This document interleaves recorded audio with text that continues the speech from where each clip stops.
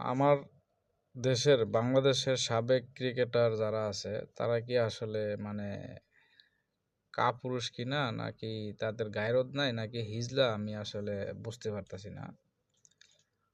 কারণ এই যে বাংলাদেশকে অন্যায়ভাবে বিসিসিআই আর আইসিসি মিলে ওয়ার্ল্ড কাপ থেকে বাদ দিয়ে দিল,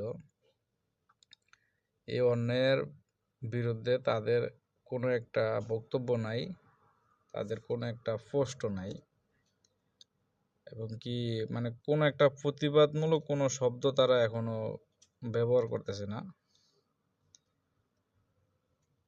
কিন্তু অন্য দেশের সাবেক ক্রিকেটাররা এটা নিয়ে প্রতিবাদ করতেছে।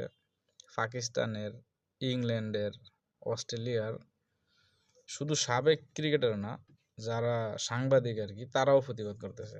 অথচ আমার দেশের এই যে মামুর বেটারা যারা সাবেক ক্রিকেটার, ক্রিকেট যা বাংলাদেশের ক্রিকেট তাদেরকে অনেক কিছু দিছে, বাংলাদেশের ক্রিকেট থেকে তারা অনেক কিছু পাইছে, কিন্তু এখন বাংলাদেশের ক্রিকেটের বিপদের সময় বাংলাদেশ ক্রিকেটকে বিশ্ব টি-20 বিশ্বকাপ থেকে আইসিসি আর বিসিসিআই মিল্লা বাদ দিয়ে দিছে, তারা কোনো প্রতিবাদ করতেছে না। মানে বুঝে আসতেছে না আসলে মানে তারা কিসে ভয় পাইতেছে। এখন কি আগের সেদিন আছে বাংলাদেশে? আমাদের দেশের জনগণ এখন প্রতিবাদের ভাষায় কথা বলে, অন্যায়ের বিরুদ্ধে। মানে যেই সময় অন্যায় হয় ওই সময় দাঁড়িয়ে যায়। অন্যায়ের বিরুদ্ধে প্রতিবাদ করতে করতে একজন শহীদ হয়ে গেছে, তারপরও তাদের মুখ ফোটে না। তারা আসলে মানে তাদের ভিতরে কোনো দেশপ্রেম নাই, দেশের প্রতি তাদের কোনো মায়া দয়া নাই, কোনো কিছু নাই। তারা শুধু ছুটছে সারা জীবন টাকার পিছনে, এখনো তারা টাকার পিছনে ছুটতেছে, কোনো কথা বলতেছে না।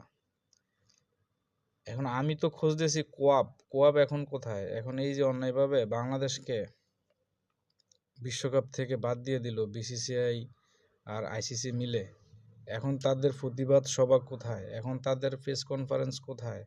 এখন তারা কেন কথা বলতেছে না? এটা তো ক্রিকেটের স্বার্থ না বাংলাদেশের। এখন তারা তো ক্রিকেটের কল্যাণে, ক্রিকেটের স্বার্থে কাজ করে। এখন কেন তারা কথা বলতেছে না? তারা একজন পরিচালকের বিরুদ্ধে যেভাবে উঠে পড়ে লেগেছিল, এবং কি বিপিএল এর ম্যাচ পর্যন্ত বয়কট করছে, এখন তাদের প্রতিবাদ সভা কোথায়? এখন তাদের বক্তব্য কোথায়? প্রেস কনফারেন্স কোথায়? এখন কেন তারা চুপ?